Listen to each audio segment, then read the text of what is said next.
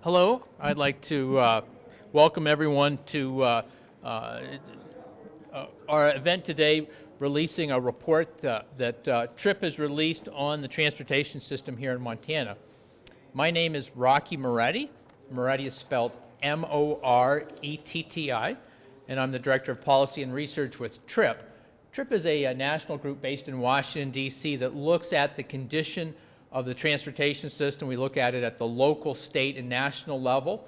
Every year we do around 15 to 20 state reports and several national reports as well. The report today looked at what we feel are the most critical transportation numbers here in Montana.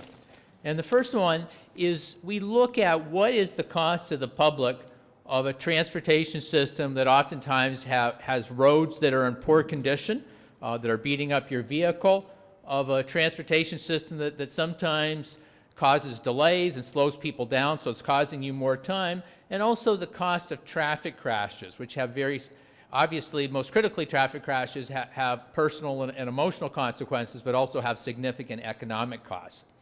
The report finds that here in Montana, that the transportation system that oftentimes have rough roads, that oftentimes causes delays, and also has traffic crashes, cost the public $794 million annually.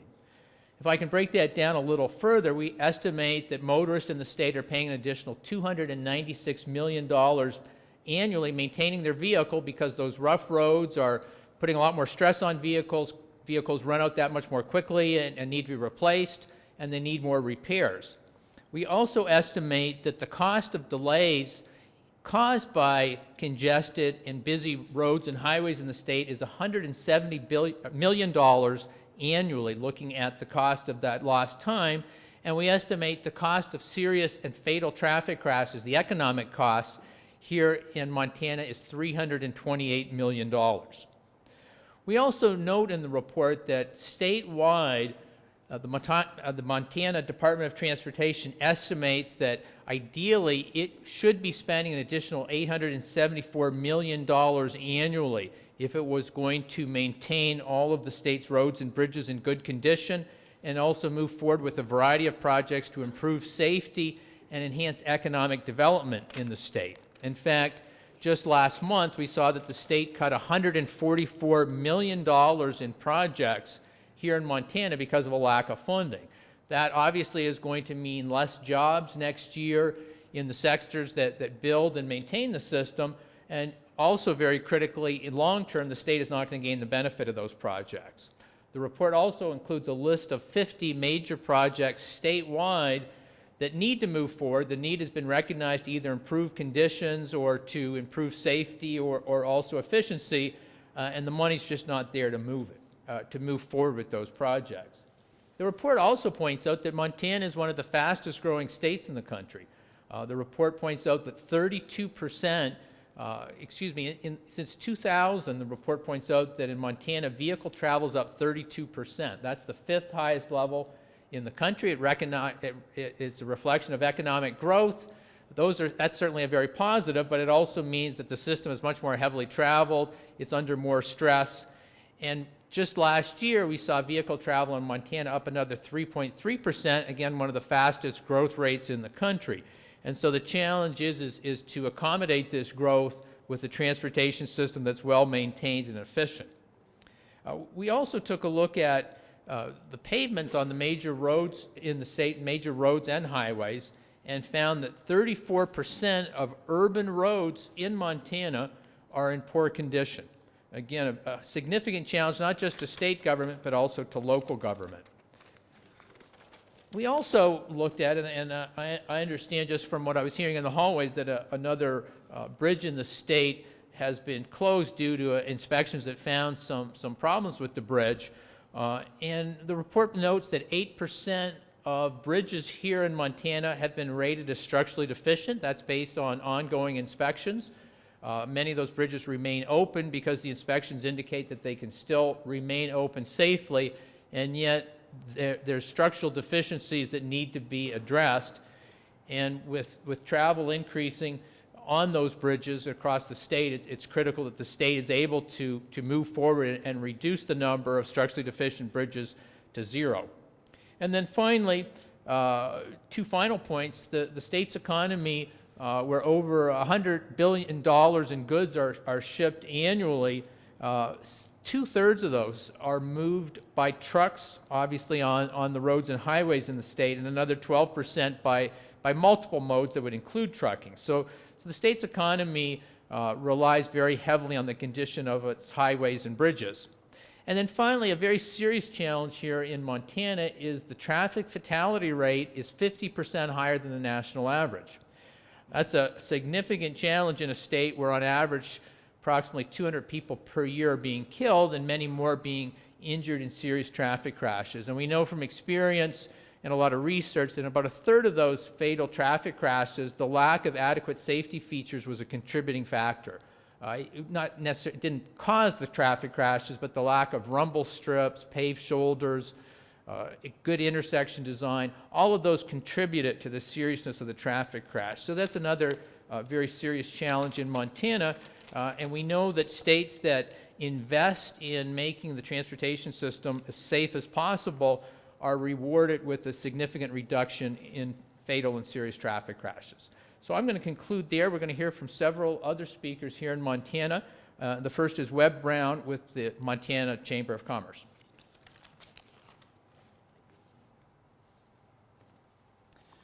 Good afternoon, folks. Webb Brown. I'm the President and CEO of the Montana Chamber of Commerce, and happy to be here today to talk about what is a very important topic. Montana Chamber has long supported investment in our infrastructure. More recently, though, we've realized that we need to be more than just supporters. We need to be leaders. In fact, one of the major objectives of our new 10-year strategic plan, Envision 2026, is to produce an increase in infrastructure investment and thereby raise the ranking of Montana's infrastructure quality. The TRIP report that you see here today reinforces why this is important. Montana's infrastructure is in sad shape. We need good infrastructure to move products into, around, and out of Montana. We need good infrastructure to keep Montanans safe. And we need infrastructure investment to build Montana's economy. Construction in Big Sky Country is a major component of our overall economy. We need to put these folks to work and keep them working as we go forward to help Montana move forward as well. And Montanans recognize the need for more investment. In the power-based poll that we conducted this spring, especially in eastern Montana, no surprise there, residents felt that road conditions were bad 2-to-1 over those who felt that they were in good shape. So we know that Montanans recognize the need. And further, we aren't here to simply bemoan the condition of Treasure State infrastructure. We have solutions. We're supporting the short-term funding fix being heard later this afternoon, although it is a short-term fix. The Montana Chamber is a founding member of the Montana Infrastructure Coalition, a group formed to find and fund long-term solutions for Montana's infrastructure. The coalition is bringing a balanced package of bills supported by a broad spectrum of Montanans. We expect some tough discussion, but believe Montana's lawmakers are ready to work on real solutions to these very real problems. We're anxious to share our research and data to play a central role in that discussion. And I have the privilege and honor of serving as the chair of the coalition. Leadership is not necessarily easy nor popular, but it is vital at this time. We will take the results of this comprehensive TRIP report and put them to use as we move Montana forward. Now, here to talk more about the Infrastructure Coalition is our Executive Director, Darrell James. Thank you again for coming this afternoon. As we've continued this conversation over the last several months, and certainly within the last couple of days, it strikes me, and you'll remember the quote that's often attributed to Mark Twain, a lot of people talk about the weather, but nobody really does anything about it. Well, folks, we've been talking about investing in infrastructure for a long time, and we've not really done anything about it. So the Infrastructure Coalition is here to say, enough talk, it's time for action. So we have put together a comprehensive set of bills that are geared towards and aimed at directing money towards critical infrastructure at the local level. And I'll just walk through a few of those bills to let you know the direction that we're headed, and then we want to talk about one specifically today that we hope to come up here in the next couple of weeks. One of the simplest pieces we have is a public-private partnership bill. It's a piece of enabling legislation that would allow private investors or developers to build infrastructure, whether that's a parking garage or an office building or a campus facility, and basically recover their costs through lease rates or utility rates or something of that fashion. And it just creates a good additional revenue tool that doesn't stress local property taxpayers. The second one is our approach to a coal trust fund diversion that would allow us to create a new bonding capacity of about $300 million with no impact on the general fund, no impact on additional bonding capacity. We are also interested in hearing what Senator Jones has in mind with regard to some creative approaches on how we utilize that coal trust money that has been reserved for a rainy day, and the coalition is here to say, we think it's raining, and it's time to invest in our kids' future. Another one is our approach to a local option tax. We've talked about local option taxes for a number of years. Those have all failed for a number of reasons. We've pared ours back to basically mirror the existing resort tax that's applied in about a dozen communities across Montana. It's a very narrow tax on things like hotels, restaurants, bars, and luxury items. So those things that Montanans certainly consume, but our visitors, our 11 million visitors to Montana every year, are not paying a tax on those items. So they come, they have an impact on our infrastructure, they use our infrastructure, but they're not paying a user fee at all. We're interested in capturing some of those dollars. As part of that bill, we're also interested in providing property tax relief, or at least some form of tax relief to Montana citizens. We're working with a couple of great senators that are very interested in seeing this bill move forward, and we're working out some details and hope to have that bill ready to go within the next week or two. The final one, and the one that we really are here to talk about today, is our proposed fuel tax increase to address the needs that are outlined in the TRIP report and that Webb referred to. With a 10-cent increase in the fuel tax, we can raise over $80 million that would be directed towards our roads and bridges across the state. Right now, we're looking at a fairly even split between MDT and city-county allocations. Our first priority is to make sure that we're not leaving federal dollars on the table. We want to fully leverage MDT, make sure that their program is flush, and that we're capturing all those federal dollars that are available. If we don't use them, somebody else is going to use them. It doesn't come back to the taxpayers. It doesn't go back. Somebody's going to use that money, and it's just irresponsible for Montana to not capture all those dollars that are available. So first priority, make sure that we fully leverage that money. Second priority, cities and counties have received a flat $16 million since about 1983. That has not been adjusted in 30 years.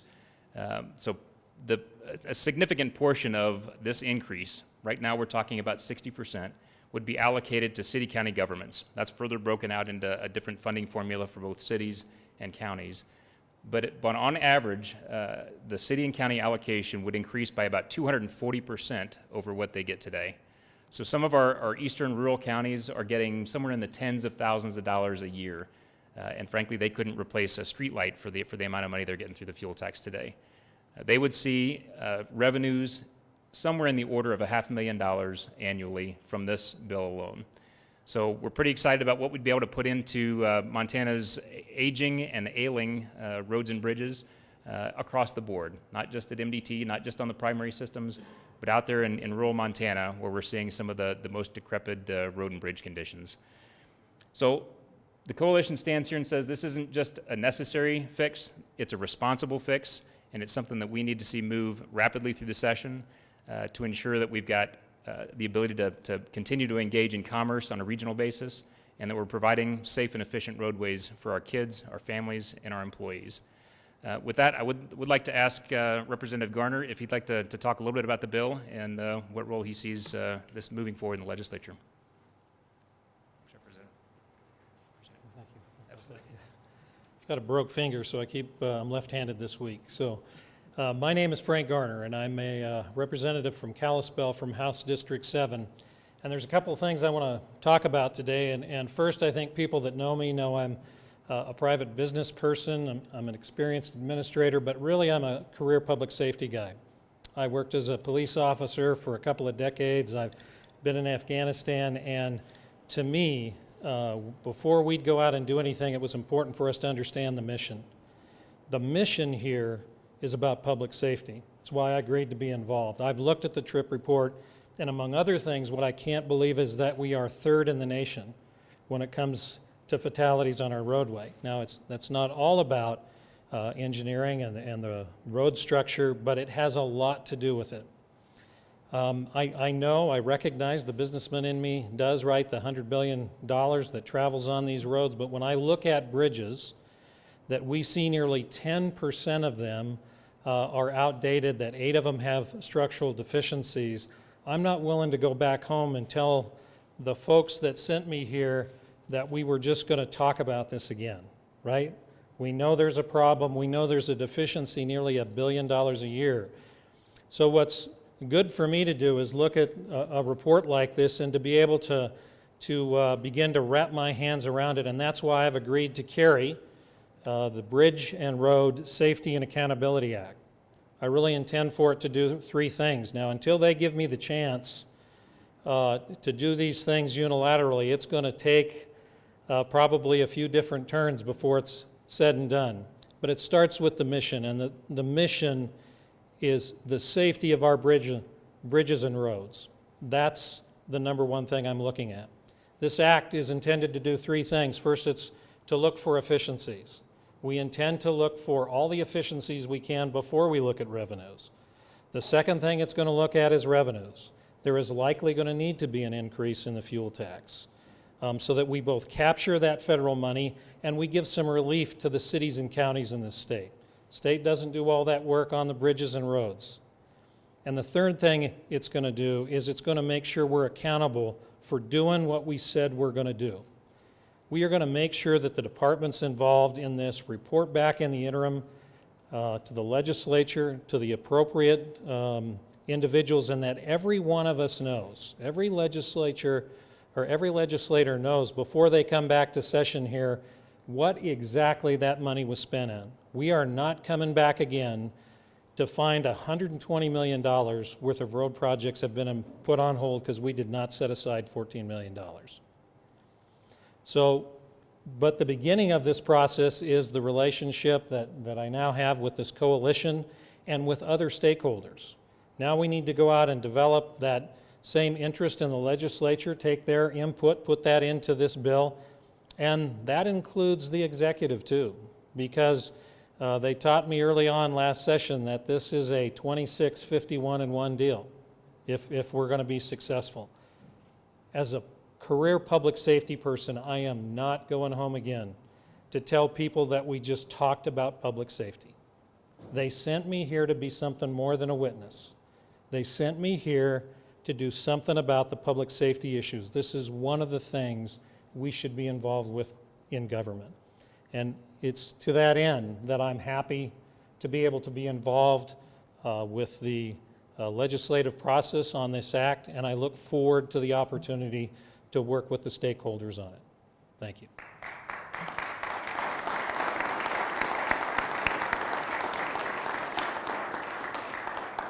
So thank you again for coming. I do have copies of the report. If anybody would like those, I trust most of our media attendees have received this by email, but we've got about 10 minutes before Finance and Claims needs the room, so I'd certainly open it up to a few questions. Phil? Chatted earlier about this, but I mean, the governor has just recently announced the $10 million short-term loan to open up some projects that can be done this year. I mean, what impact do you think this has overall in the infrastructure plan that you're talking about there? So for those who can hear, Phil Drake just asked a question about, there's been an announcement here within the last couple of hours, as I understand it, that the governor is going to put $10 million back into the highway fund. There's really 2 issues that we're looking at with regard to highway funding. One is the immediate problem where the governor's initial budget proposal carved some money out of the highway fund and left us shy of our ability to match federal highway funds. That was going to leave us somewhere in the order of $150 million short and delayed a dozen projects or so. It sounds like the intent is to put that money back and make sure we can let those projects in the spring. That's a short-term fix, but if you look at the current trends within the Department of Transportation, They've been operating on about a $20 million shortfall every year for the last 6 or 8 years, and they burned through that cash reserve, and now we're at a point where we can't continue to operate with the existing budget. We have to look at a longer-term solution, and I'll just reiterate that that's what the coalition is here to do, is identify long-term funding solutions, sustainable funding solutions for our most critical infrastructure. Matt?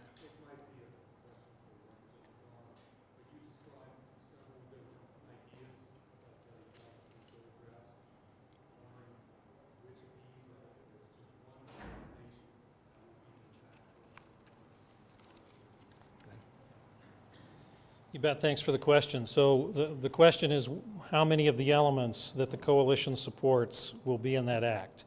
And so, as I mentioned earlier, when they give me the unilateral authority to be able to pass these and sign them, I can answer those questions better. But the answer is, this has got to take go through the legislative process. Here are some of the elements that are in there that I support. First is, one of those elements is the money that'll go to local governments. Really is going to need to be bid out. We're not interested in growing local government through this process. We're interested in getting road and bridge work done. It's a matter of public safety.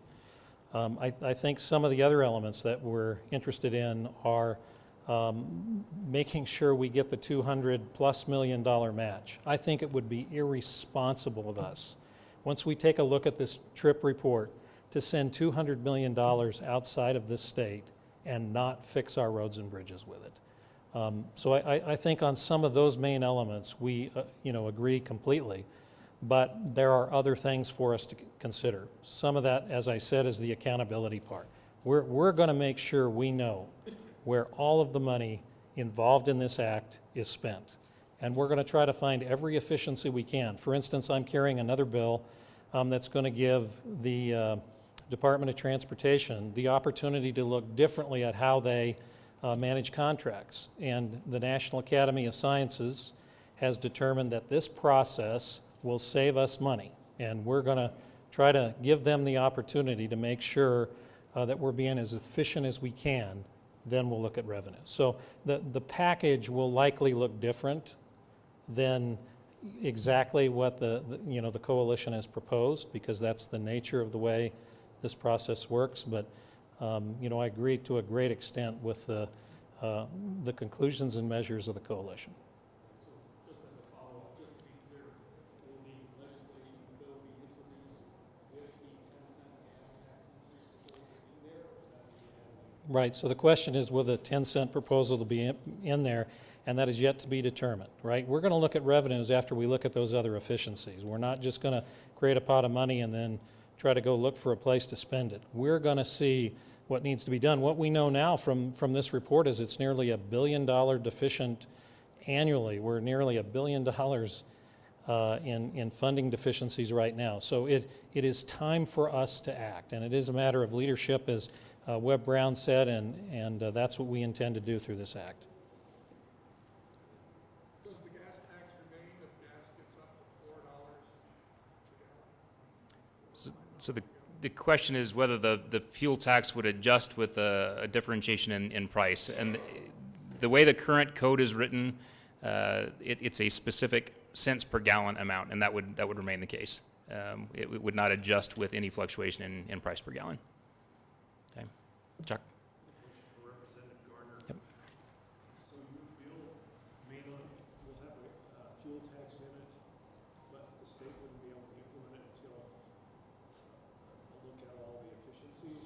How would that work? Well, it's going to work. Those three elements are going to work together, right? We're going to look at the efficiencies, what we can do to try to make sure that we're spending the money we have as wisely as we can.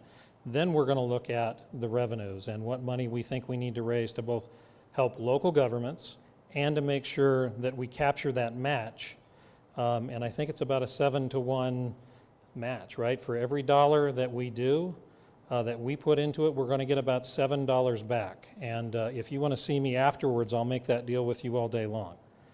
And then the third thing is going to be the accountability. And that's why we talk about the Bridge and Road Safety and Accountability Act. It's those three things working together. to get the outcome, right? I talked at the beginning about what the mission is. The mission is about bridge and road safety. You're going to hear me talk about it a lot. What's your assessment in terms of the rest of the legislature, how they feel about this point? Well, I've got them all down for maybes right now. And, you know, I've had great input from the legislature, but I think most of them are like me. They want to see it in black and white. And my estimation is this bill is not going to pass by 100-0 in the House and by 50-0 in the Senate. But that's part of the legislative process also. It's a matter of me working with the stakeholders and other people in this legislature to do a good job of producing a bill that they can support. No. We'll be working on drafting on it next week.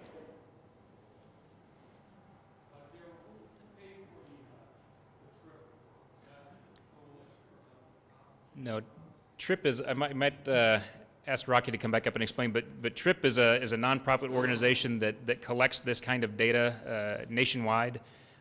So we asked TRIP to put a report together as a coalition, but there's not a fee that's paid for a report. We didn't pay for the TRIP report. It's data that's routinely compiled, and we just asked for a specific report and a presentation on it.